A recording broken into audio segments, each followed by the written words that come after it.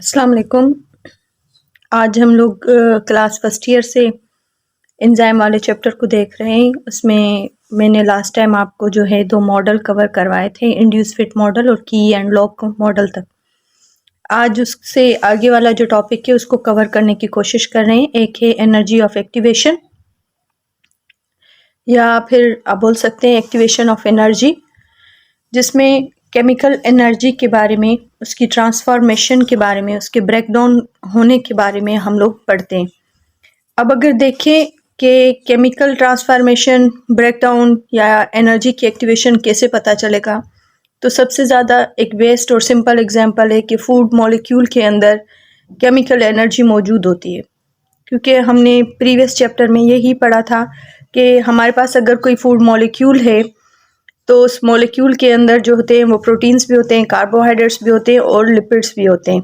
तो वो तीनों हमारे पास बायोमॉलिक्यूल्स के अंदर आते हैं, और बायोमॉलिक्यूल्स जो होते हैं उनके अंदर जो होती है डिफरेंट टाइप की बॉन्डिंग पड़ी थी। प्रोटीन की जो थी हम लोगों ने बॉन्डिंग पड़ी हुई है पेप्टाइड लिंकेज वाली, पेप्टाइड बॉन्ड। कार्बोहाइड्रेट के अंदर हमने ग्लाइकोसाइडिक बॉन्ड पड़ा हुआ था। फिर ईस्टर लिंकेज पड़ी थी हमने लिपिड्स के अंदर। तो ये एनर्जी क्या होती है, वो एज अ ब्रेकडाउन होने के लिए किसी भी सबस्टेंस को जो बॉन्ड क्रिएट होता है, वहां पर था ऑर्गेनिक मॉलिक्यूल का बॉन्ड, तो उस बॉन्ड को हम लोग ले सकते हैं, वो है हमारे पास कोवेलेंट बॉन्ड। सबस्ट्रेट हमारे पास मौजूद है। अब हमें उसी सबस्ट्रेट में से क्या करना है, रिएक्टेंट बनाना है। तो रिएक्टेंट बनाने के लिए हमें जो सफिशिएंट एनर्जी है, उसकी बैरियर को, जो रुकावट बन रही है उसको जो है ख़त्म कर देना है, ताकि जो बैरियर है, रुकावट है एनर्जी की एक्टिवेशन में जो मौजूद होगा, उसको हमने ख़त्म किसकी मदद से करना पड़ेगा, या उस एनर्जी को हमने कम से कम किसकी मदद से करना पड़ेगा। वो दरअसल कम होगी हमारे अंदर पर। वो एनर्जी जो है, उस एनर्जी को हमने सबसे पहले, जो मैक्सिमम एनर्जी है उसको हमने मिनिमम क्वांटिटी पर लाना पड़ेगा, ताकि जो रिएक्शन है वो इजीली टेक प्लेस हो जाए। और दूसरा, उसके अंदर जो टाइम पीरियड है, वो भी जो रिक्वायर्ड टाइम पीरियड है वो कम से कम लगे। तो ऐसी चीज़ जहाँ पर एनर्जी के बैरियर को ख़त्म कर देना चाहिए, जहाँ पर ख़त्म होना चाहिए, ऐसे प्रोसेस को हम लोग बोलते हैं एक्टिवेशन ऑफ एनर्जी। अब पहले क्या था कि एक्टिवेशन ऑफ एनर्जी में ये देख लें हम लोग, ये जो ग्राफिकली यहाँ पर एक्टिवेशन एनर्जी को एक रिप्रेजेंटेशन दी हुई है, ये दरअसल 2 टाइप की एक्टिवेशन दिखा रहे हैं। एक्टिवेशन ऑफ एनर्जी जो है वो विदाउट एंजाइम की अगर करेंगे तो वो लॉन्ग टाइम पीरियड लेगी, ठीक है। और दूसरा जो एक्टिवेशन ऑफ एनर्जी हम लोग विद इन एंजाइम एक्टिविटी देखेंगे, तो उसमें टाइम पीरियड क्या होगा, रिड्यूस हो जाएगा। तो दरअसल उस मैक्सिमम एनर्जी को करना क्या था हमें, मिनिमम हमने किसकी हेल्प से किया, एंजाइम की हेल्प से, जिसमें हमें ये पता चला कि जो एंजाइम है वो एक्टिवेशन ऑफ एनर्जी को लोअर करता है, कम करता है। उसकी एनर्जी को ब्रेक डाउन करने में, वापस उस एक्शन को तवाज़ुन में लाने के लिए, प्रोडक्ट बनाने के लिए वो थोड़ा सा खुद को अल्टर करके, जैसे एंजाइम अल्टर करता है, खुद को चेंज करता है, तो वो हमें रिएक्टेंट को प्रोडक्ट बना कर देगा। और एक्टिवेशन ऑफ एनर्जी जो है वो यहाँ पर कम हो जाएगी with the help of enzyme. तो सारा काम किसका हुआ, उस बैरियर को तोड़ने वाले का हुआ। बैरियर को तोड़ने वाला कौन हुआ, जो केमिकल एनर्जी को ट्रांसफ़र कर रहा है, वो हमारा हुआ एंजाइम। तो इसी सारे प्रोसेस को हम लोग बोलते हैं एनर्जी ऑफ एक्टिवेशन या एक्टिवेशन ऑफ एनर्जी। नेक्स्ट हमारे पास जो मौजूद है टॉपिक, उस टॉपिक को हम लोग बोलते हैं फैक्टर्स। जो हैं वो डिफरेंट फैक्टर्स होते हैं जो इफेक्ट छोड़ते हैं किसके ऊपर, एंजाइमेटिक एक्टिविटी के ऊपर। अब देखिए, एंजाइमेटिक एक्टिविटी हमारे पास जो जिनका इफेक्ट लेते हैं वो दरअसल 4 चीज़ें होती हैं। सबसे पहले अगर एंजाइमेटिक एक्टिविटी असर ले रही है तो वो लेती है टेम्परेचर का। नंबर 2 पर हम पढ़ते हैं कंसंट्रेशन ऑफ सबस्ट्रेट, नंबर 3 पर पढ़ते हैं कंसंट्रेशन ऑफ एंजाइम की कंसंट्रेशन बोल पढ़ते हैं, और नंबर 4 पर हम लोग पढ़ते हैं पीएच की कंसंट्रेशन। अब ये 4 जो फैक्टर हैं, या तो ये डायरेक्टली प्रोपोर्शन रखेंगे या इन्वर्सली प्रोपोर्शन, ताकि केमिकल रिएक्शन फ्लेक्सिबल होकर चलता रहे। तो इस पॉइंट ऑफ व्यू से हमारे ऊपर जो हमारे एंजाइम है वो तकरीबन अपनी इफेक्ट दिखाते हैं अपने स्पेसिफिक रेंज पर और फैक्टर के ऊपर। अब पहला जो फैक्टर है, इस फैक्टर को हम लोग बोलते हैं टेम्परेचर। टेम्परेचर के हिसाब से हमारे पास 3 मेन पॉइंट है जिसको हम लोग डिस्कशन में ला रहे हैं। सबसे पहले एंजाइम जो है अपनी एक्टिविटी या मैक्सिमम रेट, मैक्सिमम एक्टिविटी दिखाता है ऑप्टिमम टेम्परेचर के ऊपर। अब ऑप्टिमम टेम्परेचर हो सकता है वो बढ़ जाए, पॉसिबल है वो कम हो जाए, या फिर वो अपनी एक्टिव ऑप्टिमम रेंज पर ही रहे और केमिकल रिएक्शन टेक्स प्लेस हो जाए। अमूमन अगर हेल्दी बॉडी है तो टेम्परेचर कांस्टेंट रहेगा, ऑप्टिमम ही रहेगा, और कुछ सर्कमटेंसेस की बुनियाद पर एंजाइम जो है या तो वो अपना मिनिमम रेट पर आ जाता है या फिर वो खुद को डीनेचर कर देता है। अब डीनेचर होने के लिए उसे ऑप्टिमम टेम्परेचर 37 सेंटीग्रेड से बढ़ना पड़ेगा, 100 सेंटीग्रेड पर जाएगा, 100 सेंटीग्रेड पर वो कंप्लीटली डीनेचर हो जाता है। अगर एक्टिविटी को रिड्यूस करके मिनिमम करना पड़ेगा लेकिन वो डिस्ट्रॉय नहीं होता तो वो बन जाएगा 0 डिग्री पर। ठीक है, प्रोटीन की भी यही नेचर है, प्रोटीन डीनेचर होते हैं वापस रीनेचर हो सकते हैं।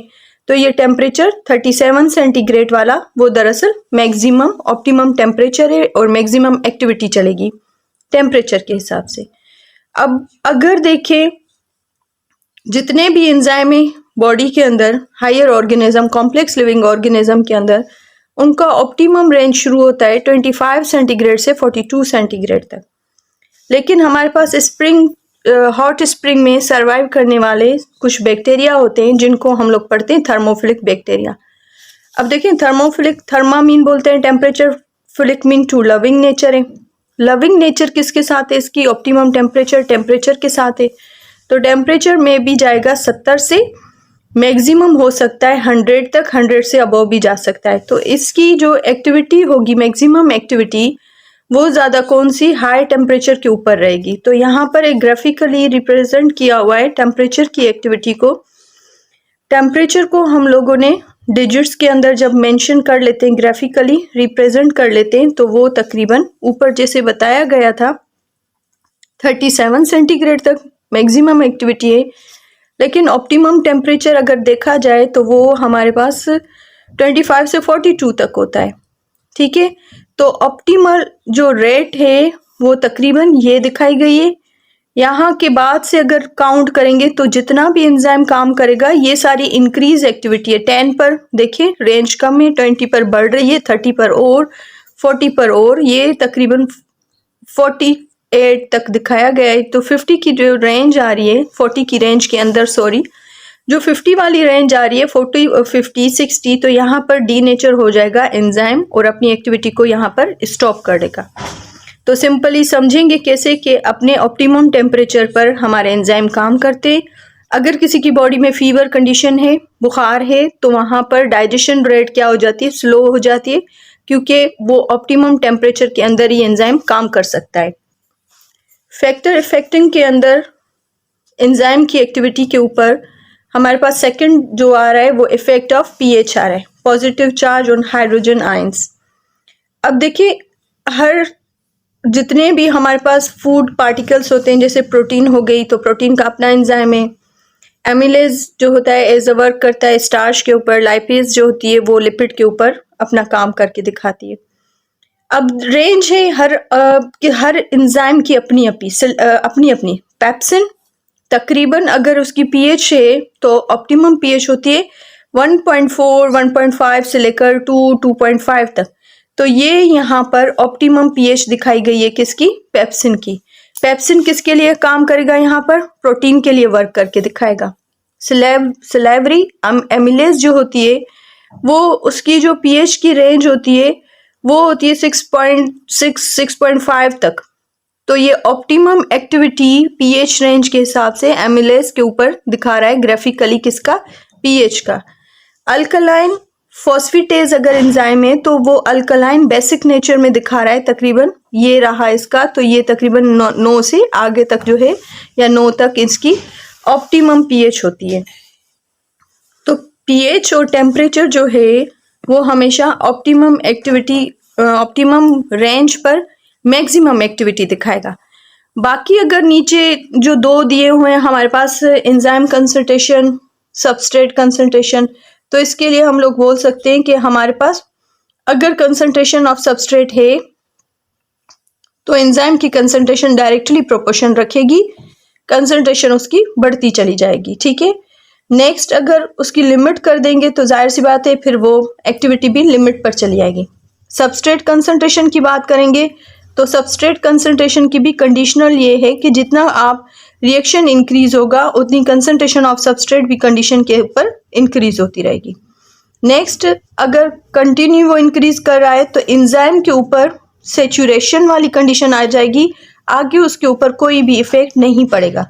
तो ये तीनों मिलकर हमारी एंजाइम के ऊपर उनका जो फंक्शन है चारों मिलकर, ये चारों जो है एंजाइम के इफेक्ट को कंटिन्यू करते हैं, जिसको हम लोग बोल रहे हैं कि factor effecting on enzyme activity. तो एंजाइम की एक्टिविटी इन तीनों पर, चारों पर डिपेंडेड है। अगर पीएच किसी की डिस्टर्ब हो गई तो पीएच अगर नॉर्मली वर्क नहीं कर रही तो यहाँ पर यूं समझे कि डाइजेशन भी डिस्टर्ब हो जाएगी। टेम्परेचर अगर वो मैक्सिमम हो गया तो वहां पर भी क्या हो जाएगी, उसकी डिस्टर्बेंस हो जाएगी। यहाँ पर ये दोनों टॉपिक, पहला था एक्टिवेशन ऑफ एनर्जी और दूसरा है factor effecting on enzymatic activity, ये दोनों कंप्लीट हो रहे हैं। इंशाल्लाह फिर नेक्स्ट टॉपिक में दोबारा मिलेंगे, तब तक अल्लाह हाफिज।